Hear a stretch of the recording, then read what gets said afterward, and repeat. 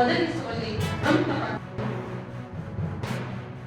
ಅದರಲ್ಲೂ ವಿಶೇಷವಾಗಿ ಮಂಟೇಸ್ವಾಮಿ ಕಾವ್ಯ, ಮಹದೇಶ್ವರ ಕಾವ್ಯ, ಚುಂಚಪ್ಪನ ಕಾವ್ಯ, ಮೈಲಾರಲಿಂಗನ ಕಾವ್ಯ, ಹೀಗೆ ಇನ್ನೊಂದು 2-3 ಕಾವ್ಯಗಳು ಸೇರಿದಂತೆ ಇಡೀ ಭಾರತದಲ್ಲಿ ಅತ್ಯಂತ ಸಂಪದ್ಭರಿತವಾಗಿರ್ತಂಥ ಕಾವ್ಯಗಳು.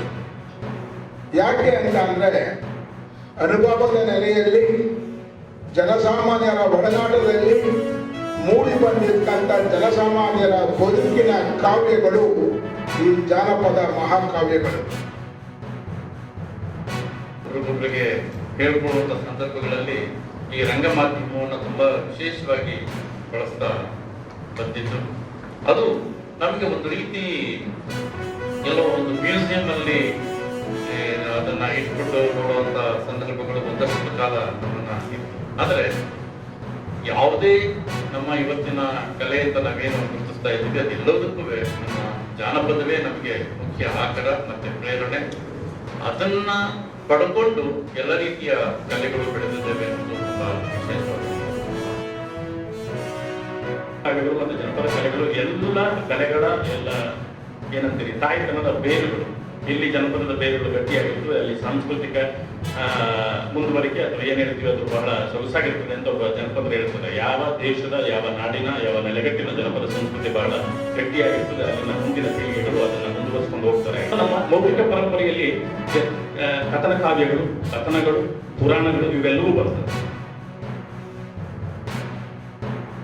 ನಮ್ಮ ಜನಪದ ಸಂಸ್ಕೃತಿಯಲ್ಲಿ ಹೇಗೆ ಅದು ಹಾಸುಹೊಕ್ಕಾಗಿದೆ, ಜನಪದ ಸಂಸ್ಕೃತಿ ಹೇಗೆ ಮನುಷ್ಯನ ಅಥವಾ ನಮ್ಮೆಲ್ಲರ ಬದುಕಿಗೆ ಸ್ಫೂರ್ತಿಯಾಗಿ ಬದುಕನ್ನ ಸಮರ್ಥ ರೀತಿಯಲ್ಲಿ ಕಟ್ಕೊಳ್ಳಿಕ್ಕೆ ಅವಕಾಶ ಮಾಡಿಕೊಟ್ಟಿದೆ ಅನ್ನುವಂಥದ್ದು ಬಹಳ ಮುಖ್ಯವಾದದ್ದು. ಅದರಲ್ಲೂ ಮುಖ್ಯವಾಗಿ ನಾವೆಲ್ಲರೂ ಕೂಡ ಪುಣ್ಯವಾಗಲು ಇಡೀ ಕರ್ನಾಟಕದಲ್ಲಿ ಅಥವಾ ಇಡೀ ದೇಶದ ಇದನ್ನ ತಗೊಂಡಾಗ ಜನಪದದ ಒಂದು ಗಟ್ಟಿಯಾದ ಬೇರುಗಳು ಇಲ್ಲಿ ಈ ನೆಲದಲ್ಲಿ ಇರುವಂತದ್ದು ಬಹಳ ವಿಶೇಷವಾದದ್ದು. ಮುಖ್ಯಮಂತ್ರಿಗಳಿಗೆ ಬರೆದಿದ್ದರು. ದಿನಾಂಕ 9/7/25 ಒಂದು ಪತ್ರ ಬರೆದಿದೆ. ಬೆಂಗಳೂರು ನಗರ ಜಿಲ್ಲೆಯ ಪೂರ್ವ ತಾಲೂಕು ಬಿದ್ರಳ್ಳಿ ಹೋಬಳಿ ಕಾಡುಗೊಡೆ ಗ್ರಾಮದ ಸರ್ವೆ ನಂಬರ್ 1 711 ಎಕರೆ ಭೂಮಿಯನ್ನು ಈ ದಿನಾಂಕ 22/11/1950ರಲ್ಲಿ ಕಾಡುಗೊಡಿ ಸಾಮೂಹಿಕ ವ್ಯವಸಾಯ ಸೇವಾ ಸಹಕಾರ ಸಂಘ ಎಂತಕ್ಕಂಥ ಸಂಘಕ್ಕೆ ಆಗಿನ ಕಾಲದಲ್ಲಿ ಅದು ಅರಣ್ಯ ಭೂಮಿ ಆಗಿತ್ತು. ಅದನ್ನು ಸರ್ಕಾರಕ್ಕೆ ಹ್ಯಾಂಡ್ ಓವರ್ ಮಾಡಿ ಸರ್ಕಾರದಿಂದ ಈ ಕಾಡುಗೊಡಿ ಸಾಮೂಹಿಕ ವ್ಯವಸಾಯ ಸೇವಾ ಸಹಕಾರ ಸಂಘಕ್ಕೆ ಕೊಟ್ಟು ದಲಿತರಿಗೆ ಹಂಚಿಕೆ ಮಾಡಿ 3 ಎಕರೆ 4 ಎಕರೆ 5 ಎಕರೆ ಹೀಗೆ ಕೊಡಲಾಗಿತ್ತು. ಅಲ್ಲಿ ಗ್ರಾಮ ಕೂಡ ಇರಲಿಲ್ಲ. ಈಗ ದಿನ್ನೂರು ಅಂತಕ್ಕಂಥ ಗ್ರಾಮ ಇದೆ. ದಿನ್ನೂರು ಗ್ರಾಮದಲ್ಲಿ ಒಂದು ಮನೆ ಇರಲಿಲ್ಲ.